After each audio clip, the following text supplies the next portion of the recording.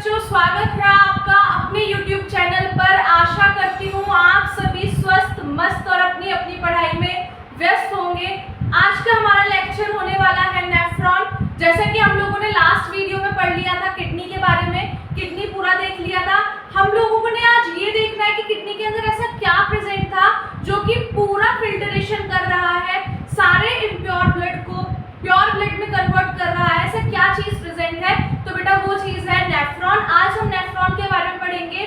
Kidney के अंदर kidney पूरा कवर रहता है किससे? नेफ्रॉन से। और नेफ्रॉन ही इम्प्योर ब्लड को किसमें कन्वर्ट करता है बेटा?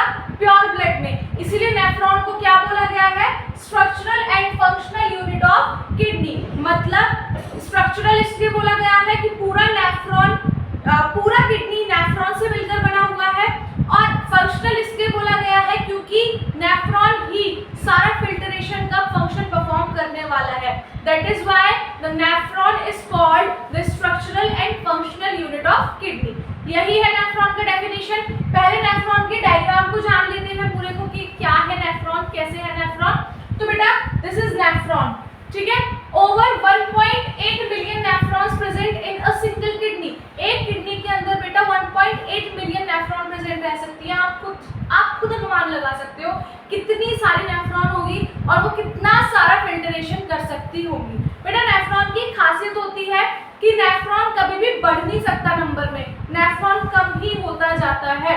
जैसे जैसे आपकी एज बढ़ती जाएगी, आप जितना कूड़ा कबाड़ा खाओगे, जितना आपकी बॉडी में कूड़ा जंग जाएगा, कूड़ा कबाड़ा जाएगा, जितना अंदर फिल्टरेशन करेगी, नेफ्रॉन बुढ़ी होती चली जाएगी आपकी एज के साथ साथ, और नेफ्रॉन डेड होने लग जाती है। ये तो जो लोग ड्रिंक करते हैं या स्मोक करते हैं उनकी तो नेफ्रॉन बहुत जल्दी डैमेज हो जाती है, बहुत जल्दी खराब हो जाती है।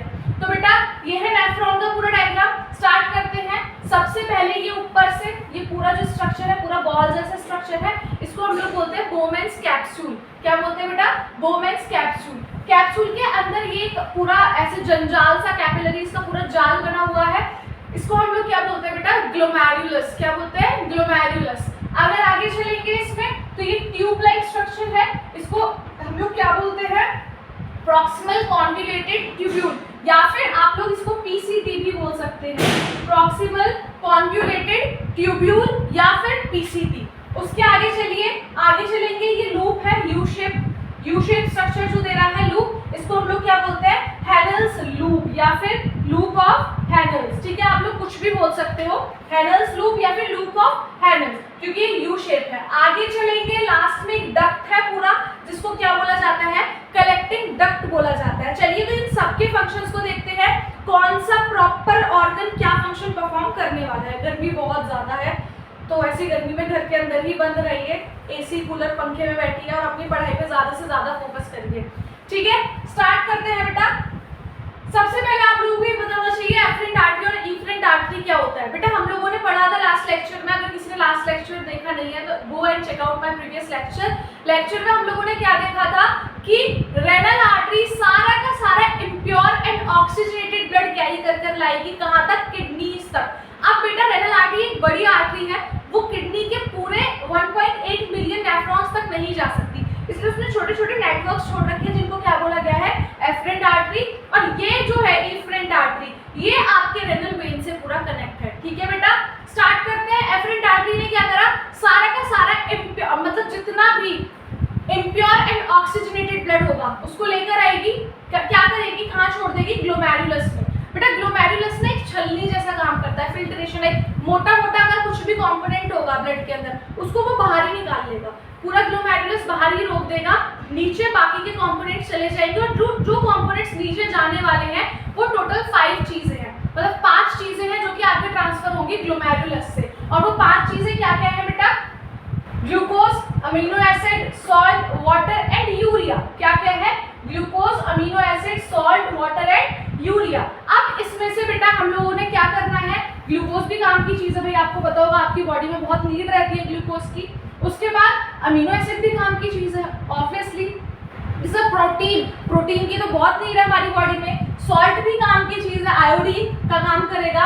उसके बाद आ जाते हैं वाटर भी काम की चीज है, बट यूरिया ये हमारे काम की चीज नहीं है, इसी को बोलते हैं यूरिन। इसीलिए आपका जो सुसु है बेसिकली उसको यूरिन बोला जाता है, क्योंकि उसके अंदर क्या प्रेजेंट है बेटा? यूरिया प्रेजेंट है। तो हम लोगों ने क्या करना है? यूरिया को बाहर निकालना है।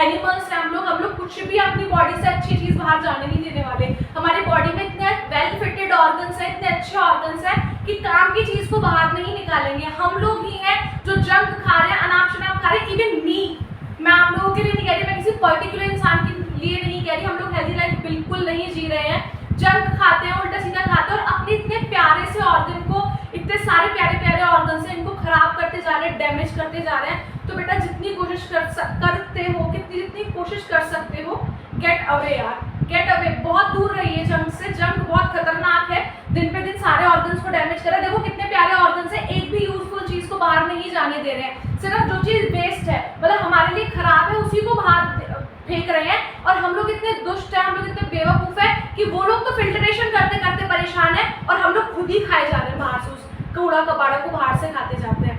ठीक है बेटा, तो आगे बढ़ते हैं। तो ये सारी चीजें क्या होगी, हमारी बॉडी से बाहर निकलेंगी और बाहर सिर्फ क्या निकलने वाला है, यूरिया। लेकिन ये जो 4 कंपोनेंट बचे हुए हैं, इनको सब हम लोग वापस से रीअब्सॉर्ब कर लेंगे।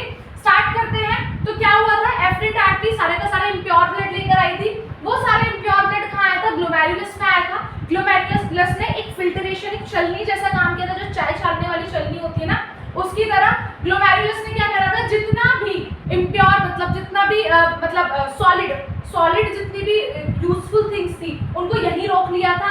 बची हुई जितनी लिक्विडिफाई हो रखी है, जितनी की डिसॉल्व हो रखी है उस ब्लड के अंदर, वो चीजें आगे ट्रांसफर हो गई। और वो चीजें क्या क्या थी, ये मैं आपको बता चुकी हूँ, glucose, amino acid, salt, water and urea. Start करते हैं आगे। यहाँ से पूरा ये सारे का सारी चीजें ट्रेवल करेंगी।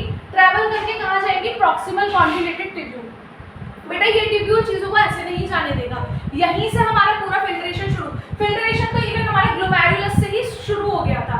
लेकिन यहाँ पर क्या होने वाला है, इन 5 कंपोनेंट में से कुछ कंपोनेंट क्या होने वाला है, रीएब्सॉर्ब होने वाले हैं। क्या होने वाला है, रीएब्सॉर्ब। इसीलिए इस प्रोसेस को बोला गया है सेलेक्टिव रीएब्सॉर्प्शन। सेलेक्टिव रीएब्सॉर्प्शन क्या लिखा हुआ है, the process in which glucose and amino acid reabsorb by PCT and transfer to the blood capillaries. मतलब पीसीटी के अंदर क्या होने वाला है, प्रॉक्सिमल कॉन्जुगेटेड ट्यूब्यूल के अंदर क्या होने वाला है, जितना भी ग्लूकोज होगा, जितना भी अमीनो एसिड होगा, सारा का सारा उसकी कैपिलरीज क्या करेंगी, एब्जॉर्ब कर लेंगे अपने अंदर और ब्लड कैपिलरीज में छोड़ देंगे, क्योंकि वो यूजफुल चीज है, वो काम की चीज है, उसको ऐसे वेस्ट नहीं होने दे सकते। और वो सारी यूजफुल चीजें कहाँ जाती रहेंगी, इफरेंट आर्टरी में। जितना भी प्योरिटी होती जाएगी, अच्छी अच्छी चीजें होंगी, सब इफरेंट आर्टरी में जाती चली जाएगी। तो क्या हुआ, आपका ग्लूकोज भी निकल गया, अमीनो एसिड भी निकल गया। अब 3 चीजें बचती हैं। ठीक है, आगे चले। पीसीटी से ट्रांसफर हुआ ब्लड कहाँ आएगा, हैनल्स लूप में, लूप ऑफ हैनल में आएगा। अब लूप ऑफ हैनल में भी बेटा एक प्रोसेस होने वाला है, उस प्रोसेस को बोलते हैं ऑस्मोरेगुलेशन। क्या बोलते हैं, ऑस्मोरेगुलेशन। देख लेते हैं ऑस्मोरेगुलेशन क्या कहता है, the process in which some amount of salt and water got reabsorbed by Henle's loop and transfer to the blood capillaries. अब यहाँ पर क्या होगा बेटा, ग्लूकोज और अमीनो एसिड जा चुका है, ये चीज तो हमें रखनी नहीं है, ये तो हमें अपनी बॉडी में रखनी नहीं है, ये तो हमारे लिए हार्मफुल, इसको तो बाहर निकालना ही निकालना है। बचता है वाटर एंड सॉल्ट, दोनों ही इंपॉर्टेंट चीज है। बट बेटा ये जो यूरिया है सॉलिड फॉर्म में आपकी बॉडी से बाहर नहीं जा सकता, इसलिए इसको क्या चाहिए होता है, वाटर चाहिए होता है, लिक्विड चाहिए होता है। तो इसलिए some amount of water and salt will reabsorb here where in loop of Henle. क्या होगा, लूप ऑफ हैनल में कुछ अमाउंट में पानी और सॉल्ट क्या हो जाएगा, रीएब्सॉर्ब हो जाएगा। और उस प्रोसेस को क्या बोला गया है बेटा, ऑस्मोरेगुलेशन बोला गया है। क्या बोला गया है, ऑस्मोरेगुलेशन। अब बचता क्या है ब्लड में, सिर्फ 2 चीजें बचती है, 2 इम्प्योर चीजें बचती है, which is urea and water. Water is not impure thing, but उसको पास आउट होने के लिए थोड़ा लिक्विडिफाई चाहिए होता है, उसको लिक्विड चाहिए होता है, तभी वो पास आउट हो सकता है। आप सबने अपना यूरिन आपको पता ही है कैसा होता है, लिक्विड ही तो होता है ना, तो इसीलिए उसको निकलने के लिए चाहिए वाटर। तो अब क्या होगा, सारा का सारा इम्प्योर मतलब वाटर में डिसॉल्व हुआ यूरिया, वो सारा कहाँ चला जाएगा बेटा, कलेक्टिंग डक्ट में कलेक्ट हो जाएगा। This is the collecting duct. इस कलेक्टिंग डक्ट में सारा का सारा कलेक्ट हो जाएगा बेसिकली। अब बेटा एक जानने वाली बात ये है, अब आप लोग ये सब नेफ्रॉन क्या है ना, अपना खुला खेलती है, खुला इन द सेंस अपना सेपरेट। लाइक मेरा काम अगर मेरा मन है, मेरे को आज दिन में 1 लीटर ब्लड को प्योर करना है, तो मैं 1 लीटर ही करूंगी, मैं नहीं कर रही उससे ज्यादा। मैं किसी के ऊपर डिपेंडेंट नहीं हूँ। लाइक मेरे को अगर अपना काम करना है, मैं अपना काम खुद से करूंगी, मैं किसी के ऊपर डिपेंडेंट नहीं हूँ। मेरा मन है मैं वीडियो शूट करूंगी, मेरा मन नहीं है मैं वीडियो शूट नहीं करूंगी। मेरा मन है मैं एक लॉन्ग वीडियो बनाऊंगी, 1 शॉट बनाऊंगी, मेरा मन है तो मैं एक छोटे से टॉपिक की वीडियो बनाऊंगी। It's all up to me. तो ऐसे ही नेफ्रॉन अपना अकेला, वो इंडिपेंडेंट है, वो किसी के ऊपर डिपेंडेंट नहीं, अपना काम अकेला करती है। तो हर नेफ्रॉन अलग अलग है, अपना अलग अलग फंक्शन परफॉर्म कर रही है। इसीलिए तो बोलते हैं कि आप एक किडनी के साथ जिंदा रह लोगे, क्योंकि अगर दूसरी किडनी की नेफ्रॉन्स ने काम करना बंद कर दिया तो यहाँ पर भी तो नेफ्रॉन है जो फिल्टरेशन कर रही है बेटा, यहाँ पर भी नेफ्रॉन फिल्टरेशन करने वाली है। तो एक किडनी से इसीलिए जिंदा रह सकते हैं इजीली। चलो आगे जो मेन मुद्दा है वो ये है, क्या हर किडनी की सेपरेट कलेक्टिंग डक्ट होती है? नहीं बेटा, हर नेफ्रॉन की सेपरेट कलेक्टिंग डक्ट नहीं होती, दोनों ही किडनीज में एक एक कलेक्टिंग डक्ट प्रेजेंट रहता है। और ये कलेक्टिंग डक्ट किससे कनेक्ट रहता है? To the ureter. ये किससे कनेक्ट रहता है बेटा? यूरेटर से पूरा कनेक्ट रहता है आपस में। जैसे ही ये कलेक्टिंग डक्ट पूरा भर जाता है, पूरी 1.8 मिलियन सारी की सारी 1.8 मिलियन जितनी भी नेफ्रॉन है, जैसे ही सारा इम्प्योरिटीज में छोड़ेंगे, पूरा जब ऊपर फिल हो जाएगा, तुरंत ये क्या करेगा, सारा का सारा जितना भी यूरिन होगा सारा कहाँ पास कर देगा? यूरेटर में। और यूरेटर किससे कनेक्ट है बेटा? लास्ट वीडियो में हम लोगों ने पढ़ा था यूरिनरी ब्लैडर में।